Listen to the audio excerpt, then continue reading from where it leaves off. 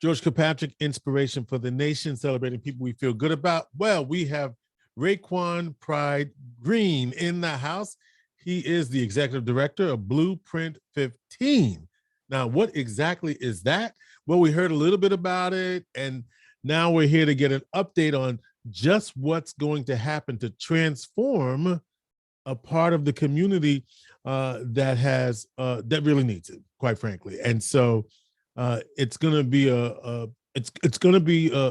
one of the most startling transformations we'll ever see for our community, along with the fact that it is now official. There will be a community grid replacing 81. I'm certain that now helps you accelerate your plans and what you have to do, because that was certainly an uncertainty for what you're trying to do. So Raquan, welcome to Inspiration for the Nation. So in your words, what is Blueprint 15?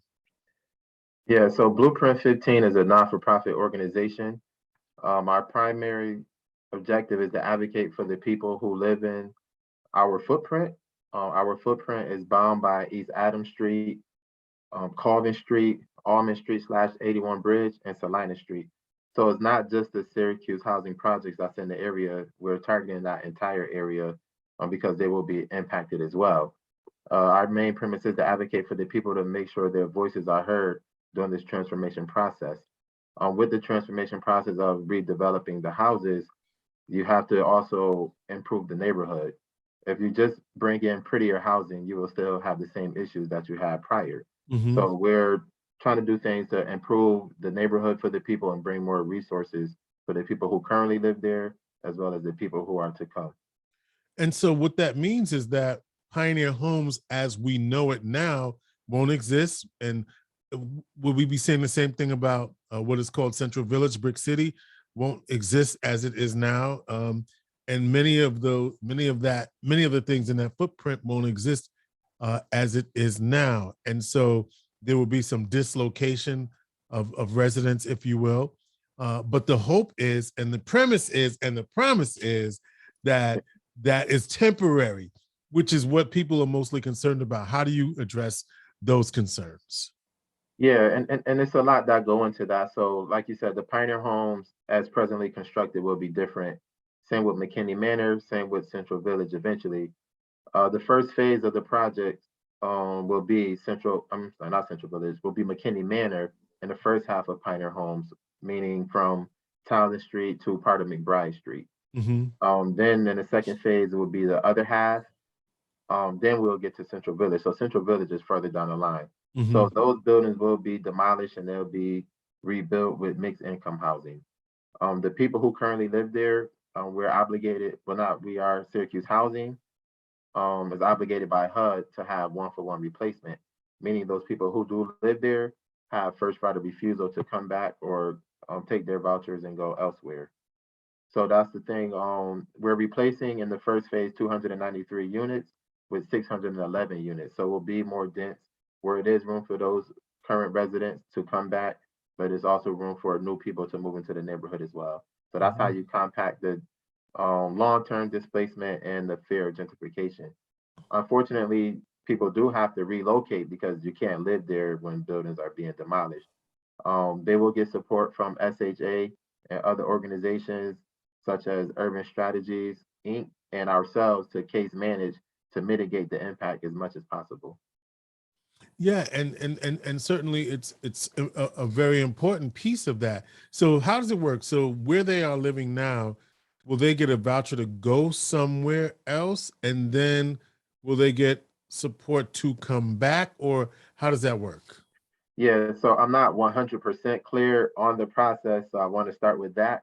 But Right. as explained to me, they will get vouchers to move elsewhere. Elsewhere could mean other housing developments in our city. They can also move out of town, even out of state. And that's where you have the possibility of them settling somewhere else and not being willing to come back. However, if they so choose to come back, as long as they're in good standing, they have the option to come back. Again, unclear specifically what good standing is. We know some of that is in terms of like having their bills current to where they move to. We have a fund set aside to assist the residents with being able to maintain their bills if it comes to that when it's time to relocate back to the footprint.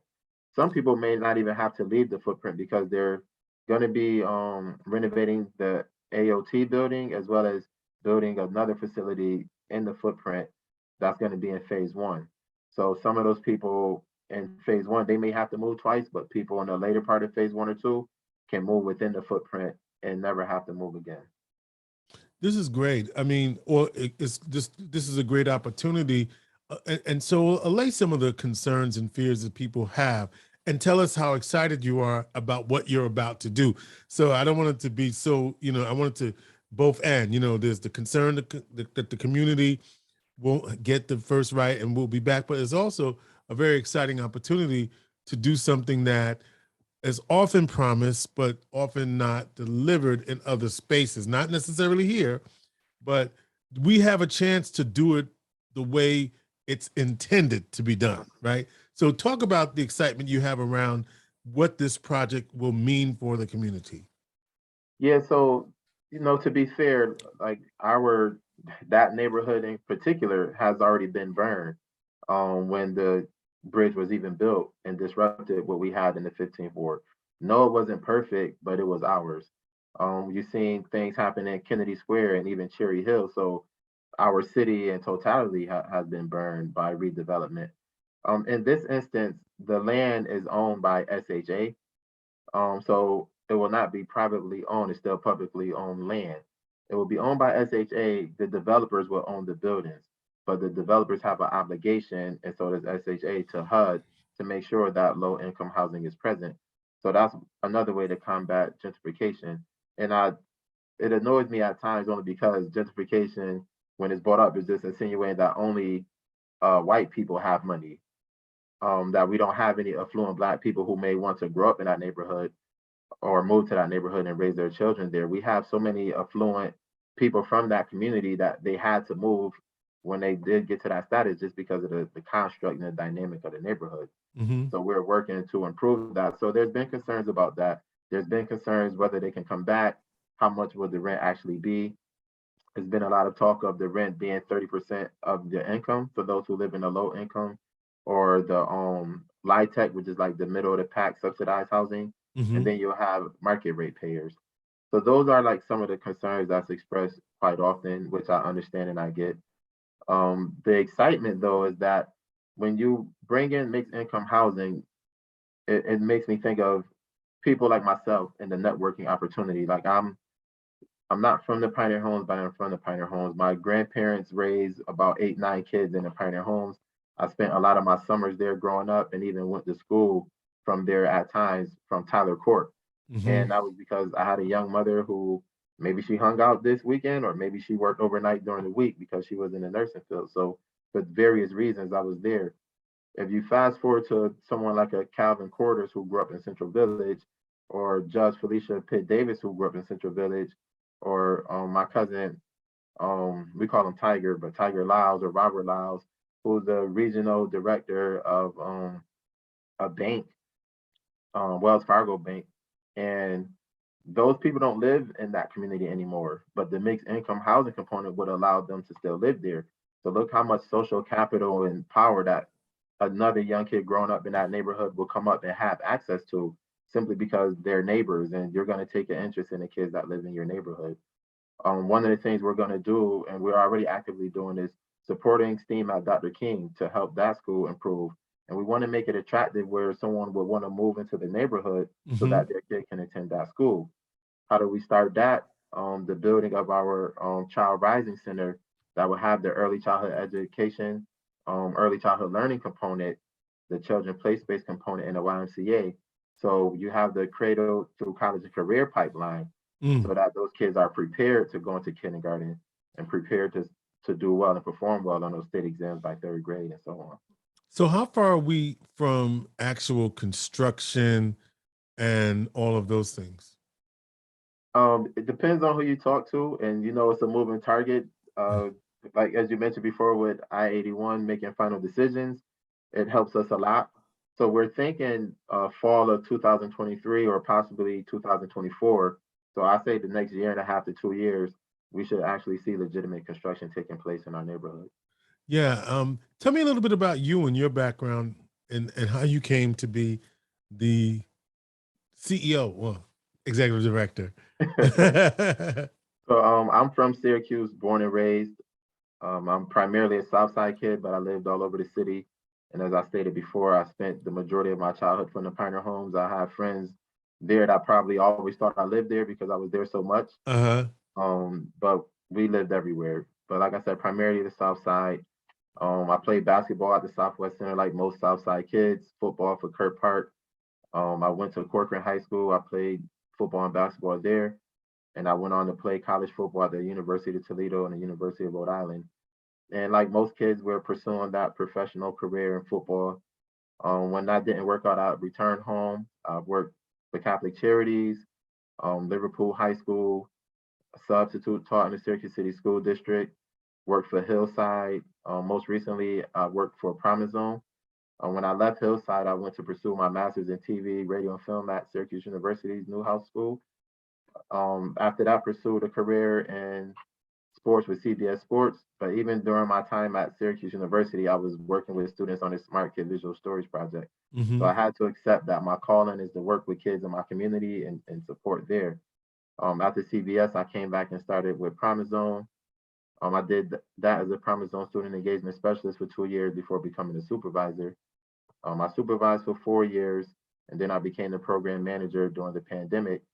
And the Blueprint 15 opportunity came along, and I always looked at, okay, our students are struggling academically and sometimes socially and emotionally. Most of the time, the common denominator was low income status or some type of economic hardship. Not all students, but a good majority. So I started to think, how can I support my community on that side? And Blueprint 15, I believe, posed the opportunity to support in all those other capacities, including economic mobility. Wow, that's great. And I know that talking with Raquan Pride Green, who is the executive director of Blueprint 15. And so what's happening now? Like, is this continuing to educate the community like we're doing in this conversation about what the project is, the timetable and all of that? What's going on right now? Yeah, so primarily my role and my team role is we're still part of the master planning process. So no decision in terms of this side has been finalized. So also trying to get the message out of who Blueprint 15 really is, along with who we aren't. And that the 81 project is separate from this transformation project. Yes, and it's, I know it's hard to make that Yes. because it's in the same Blueprint 15.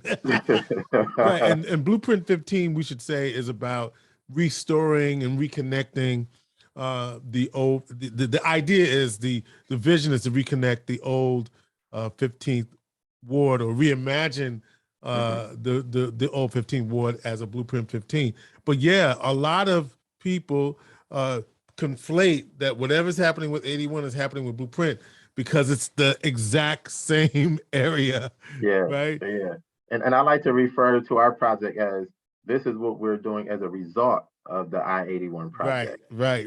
So Because that's the transformation to improve the area. Why not improve it in totality and holistically? were you somewhat held up because of that lack of clarity about what was gonna? I mean, because I know you're still gonna do your thing, but like, what now? You can kind of, okay, we can. There's some acceleration now, I would think. Yeah, but like logistically, we didn't want to, start knocking down buildings and planting trees and rebuilding buildings, and then they come and disrupt it all. So Right. the idea was to, start far away. So we start at like McKinney Manor in the Right. first part of the Pioneer Homes. By the time the bridge actually start being demolished in that area, we already rebuilt some of that stuff over there, where now those residents have somewhere to go versus having to start all over. Right. And then there's just some things you just don't know once you start digging into the ground. And we all know how construction works. Is it ever really on time? Like it always takes a little Ever? longer. You said one of the things you want to do is who we are and who we aren't. So part of it, we're not 81. What else aren't we? We're not 81. We're not the city of Syracuse. Like I don't work for the city. I don't work for SHA. Like we're a standalone organization, but we're all partners. We work with SHA. We work with the city. We work with Mhm. SU and Upstate and Mhm. Onondaga County. We're all the stakeholders that has a vested interest in seeing this thing through because we all want the best for our people. And sometimes we have different methods and different ways to get there, but the ultimate goal is to improve the neighborhood for those people who live there and the people who are coming. A lot of uh, master planning. I know earlier you were working with a group out of Atlanta. Are you still doing that? Yes, that's the purpose-built community. So the Yes. purpose-built community serve as like our consultants, our technical assistance supporters, and we got the idea from them because what they have for the holistic approach is housing, mixed income housing, the education component, which is cradle through college and career pipeline, and health and wellness. So not only do we want prettier housing, we want a better system of education, which is why we're going to put that effort in the STEAM at Dr. King.